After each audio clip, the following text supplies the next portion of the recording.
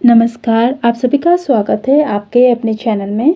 कार्तिक पूर्णिमा के अगले दिन चिड़ा चिड़ी की कहानी सुनी जाती है। अगर आप मकान बनाने के बारे में सोच रहे हैं या फिर मकान बनाना चाह रहे हैं तो आपको ये कहानी जरूर सुननी चाहिए, इसलिए आप सुन लीजिए। ऐसा कहा जाता है कि ये कहानी सुनने से बहुत ही जल्दी आपके जो मकान बनाने की इच्छा है पूरा हो जाता है, जल्दी ही आपके सपना पूरा हो जाता है। मकान बनाने की जो इच्छा है बहुत जल्दी पूरी हो जाती है, इसलिए आपको ये कहानी सुननी चाहिए।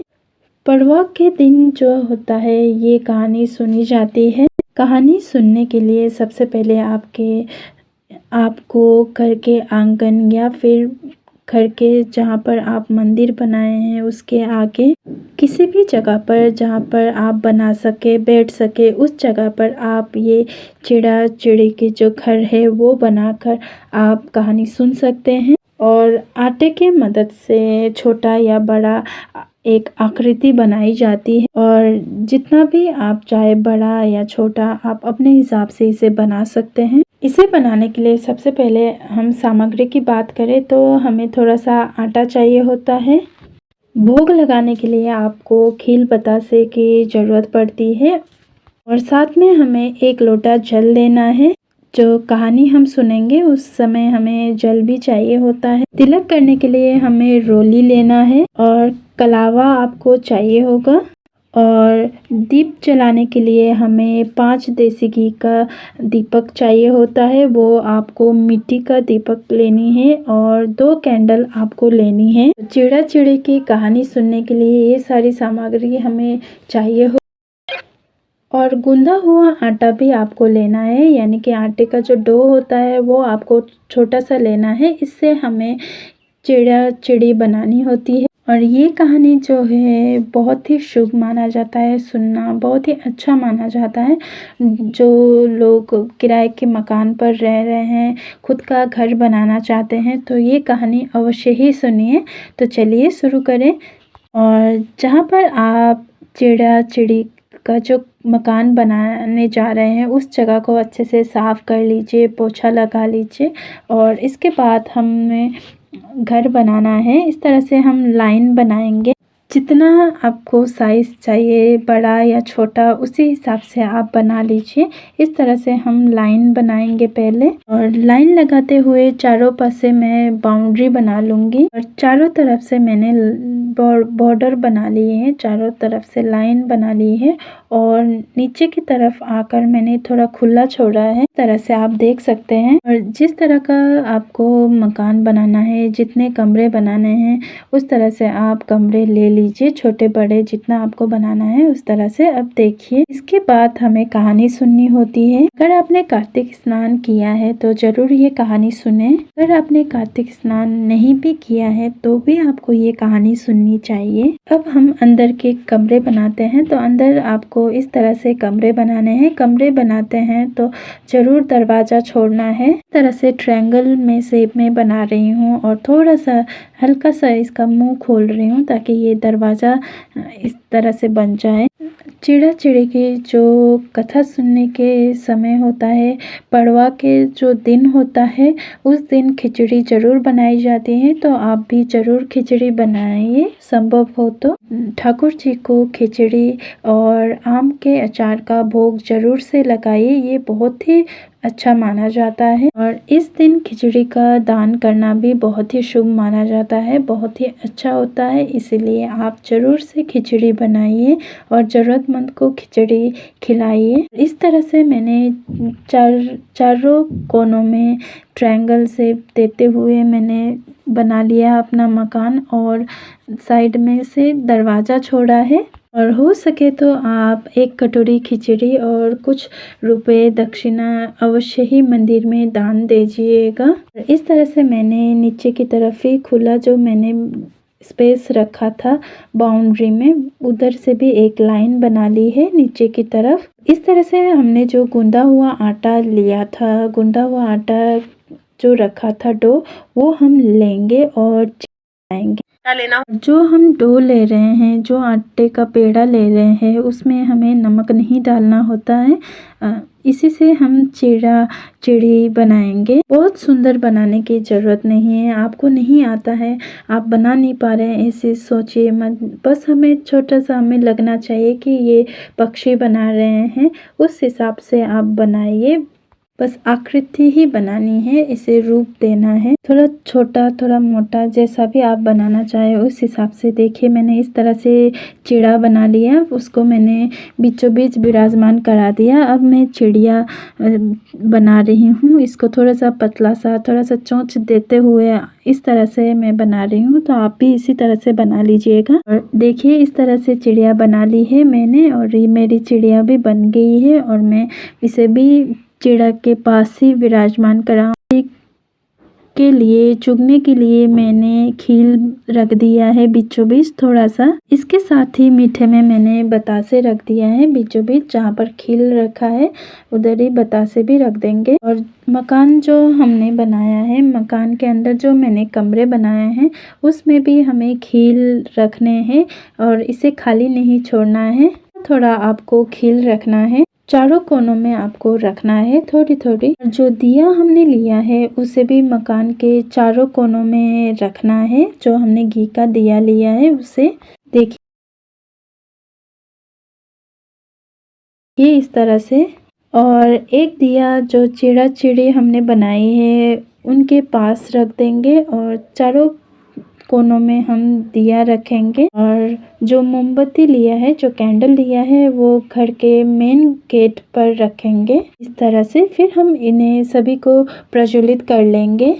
दीपक प्रज्वलित करने के बाद हमें 1 लोटा जल लेनी होगी, साथ में हम खील ले लेंगे।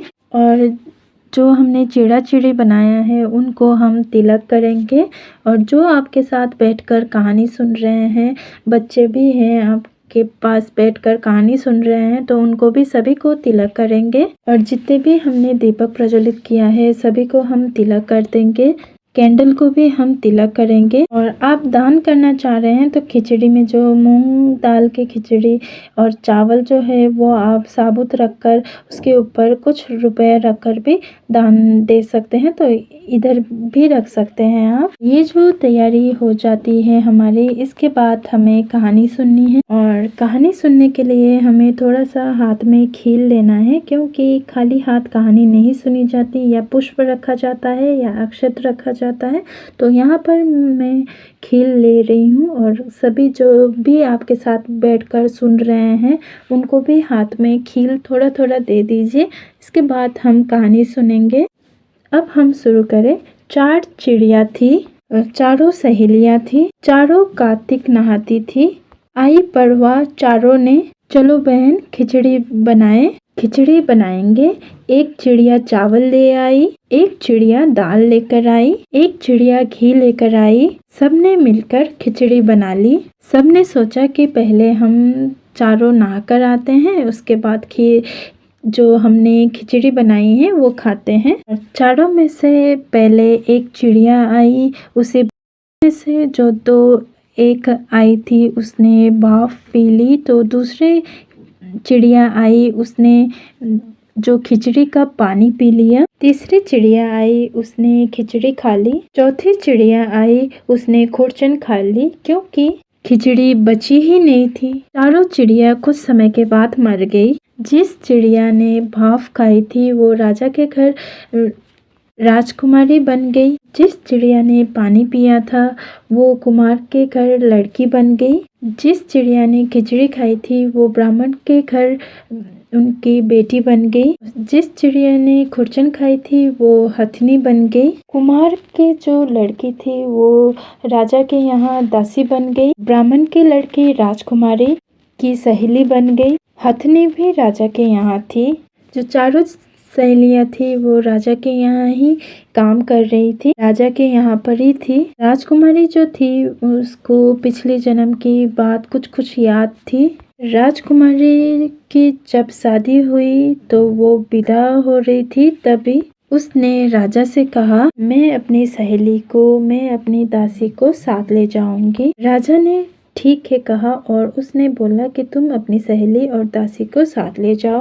फिर भी राजकुमारी ना जाए। राजा ने कहा कि अब तुम्हें क्या चाहिए? तो बोली कि वो मुझे हथनी भी चाहिए। राजा ने नौकर को कहकर हथनी को भी भेज दिया। वह हथनी किसी के बस में भी नहीं आती थी, किसी के कहे अनुसार नहीं चलती थी। हथनी उठे ही न। राजकुमारी खुद हथनी के पास गई और उसने उस हथनी के कान पर पिछले जन्म की कुछ बातें कही, जिसे सुनकर वह सीधे खड़ी होकर चल दी। ये देखकर राजा बहुत ही हैरान हुआ। राजा ने सोचा कि ये मेरी बेटी तो नहीं है, ये जानवरों से बात करती है। राजा ने सोचा कि मेरी बेटी के रूप में कोई ये बहरूपिया है। राजा ने तलवार निकाल ली। सच सच बता, तू कौन है? नहीं तो मैं तेरी गर्दन काट दूंगा।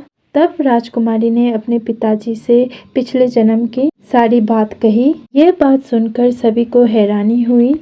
जिस राजकुमार के साथ उस राजकुमारी की विवाह हुआ था, उस राजकुमार ने कहा, कार्तिक स्नान हम दोनों जोड़े से कार्तिक नहाएंगे, खूब दान पुण्य करेंगे। उसके बाद दोनों ने, राजकुमार और राजकुमारी दोनों ने कार्तिक स्नान किया।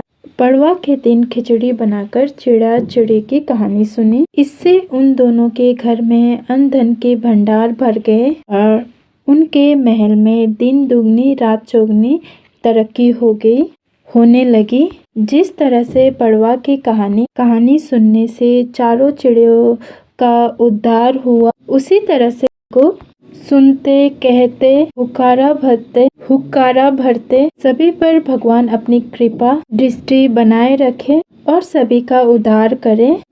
इसके बाद अब हम गणेश जी की कहानी सुनेंगे, क्योंकि गणेश जी की कहानी बगैर, गणेश जी की पूजा बगैर कोई कहानी या पूजा अधूरी मानी जाती है। इसलिए हम गणेश जी की भी कहानी सुन लेते हैं। एक गांव में एक बुढ़िया थी। वो गणेश जी की भगत थी। बुढ़िया गणेश जी की पूजा करती थी। रोजाना मिट्टी के गणेश जी बनाती, रोजाना गल जाता। रोज मिट्टी के गणेश जी बनाए, रोज गल जाए। और बुढ़िया के घर के सामने एक सेठ की हवेली बन रही थी। बुढ़िया ने जाकर कारीगर से कहा कि कारीगर मेरे पत्थर के गणेश जी बना दो। और माँ जी, तुम्हारा जितनी देर में गणेश जी मिट्टी पत्थर का बनाऊंगा, उतनी देर में तो मैं दीवार खड़ा कर दूंगा। मेरे पास समय नहीं है, किसी और से बनवा लो। और ये सुनकर बुढ़िया को बहुत बुरा लगा। भगवान करे कि तेरी दीवार सुबह से शाम हो गई टेढ़ी हो जाए। सुबह से शाम हो गई, जैसे ही कारीगर ने दीवार बनाई टेढ़ी हो जाए। फिर ढार दे, फिर दीवार बनाई, फिर टेढ़ी हो जाए, फिर उसने ढार दे। फिर कारीगर ने दीवार बनाई, फिर टेढ़ी हो जाए, फिर उसने दीवार को ढा दिया। फिर दोबारा से दीवार बनाई, फिर टेढ़ी हो जाए, फिर उसने ढा दिया। फिर उसके जो सेठ जी है वो आए। उसने बोला कि आज कोई काम नहीं हुआ है। तो कारीगर ने कहा, जब भी दीवार बनाते हैं वो टेढ़ी हो जाती है। दीवार टेढ़ी हो जाने की वजह से दीवार को गिराना पड़ता है। कारीगर ने सेठ जी को जो बुढ़िया की बातें हैं वो सारी बता दी। सेठ जी ने कहा कि मुझे बुढ़िया के पास ले चलो। कारीगर सेठ को बुढ़िया के पास ले गए। सेठ जी ने बुढ़िया से कहा, है बूढ़ी माई, हमारी दीवार ठीक करा दो, मैं तुम्हारे लिए सोने की गणेश जी बनवा दूंगा। और सेठ जी ने बूढ़ी माई के लिए सोने के गणेश जी बनवा दी। महाराज जी, जिस तरह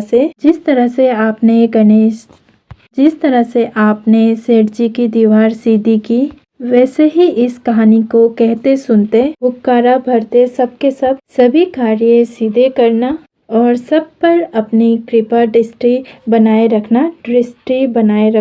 इसके बाद कहानी सुनने के बाद जो हमने हाथों में खील लिए हैं, जल के लोटे में डाल देंगे और चिड़ा चिड़ी को समर्पित कर देंगे। अगर आप सुबह कहानी सुन रहे हैं तो ये जल का लोटा है, वो सूर्य को अर्घ दे देंगे। और शाम के समय आप कहानी सुने हैं तो चंद्रमा अर्थात चंद्र देवता को अर्घ दे देंगे। हाथ जोड़कर क्षमा याचना करेंगे, प्रार्थना करेंगे। ये थी चिड़ा-चिड़ी की कहानी। जैसा कि मैंने आपको बताया, इस दिन खिचड़ी का दान करना बहुत ही ज़्यादा महत्व रखता है, इसलिए ज़रूर से खिचड़ी का दान करें और खिचड़ी का सेवन भी ज़रूर करें और ठाकुर जी को खिचड़ी का भी भोग लगाएं। तो दोस्तों, अगर आपको ये कहानी पसंद आई हो तो वीडियो को ज़रूर लाइक करना। अगर आपने मेरे चैनल को सब्सक्राइब नहीं किया तो प्लीज़ सब्सक्राइब भी ज़रूर करना और आप सभी की इच्छा आप सब हो जाए, यही आशा करती हूँ। तब तक के लिए धन्यवाद।